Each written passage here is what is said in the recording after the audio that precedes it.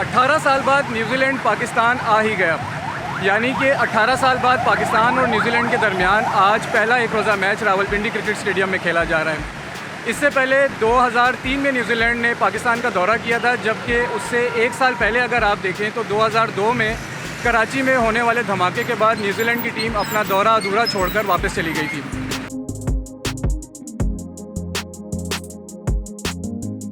अठारह साल बाद पाकिस्तान का दौरा करने वाली न्यूजीलैंड की टीम में शायद आपको कुछ बड़े नाम तो नज़र नहीं आएंगे, लेकिन फिर भी न्यूजीलैंड की हमेशा से जो ताकत कह लें या क़ुव्वत कह लें, वो हमेशा से उनका यही रहा है कि वो किसी एक खिलाड़ी के ऊपर कभी रिलाई करके नहीं खेले। तो इसका मतलब ये है कि आज भी पाकिस्तान को वो टफ़ टाइम ज़रूर देंगे।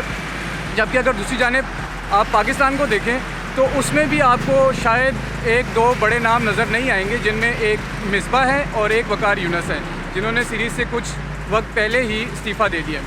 वनडे सीरीज़ के लिए अगर सिक्योरिटी की बात की जाए तो सिक्योरिटी के इंतज़ाम काफ़ी बेहतर किए गए हैं, लेकिन ऐसा नहीं है कि सड़कों को बंद किया गया हो या कहीं पे बैरियर्स लगाए गए हों जिससे शहरियों को मुश्किलात हो। ट्रैफिक रवां दवां है। जहाँ तक शायकीन में क्रिकेट की बात है तो उनको जो है NCOC की जानिब से 25% की इजाज़त दी गई है कैपेसिटी के हिसाब से।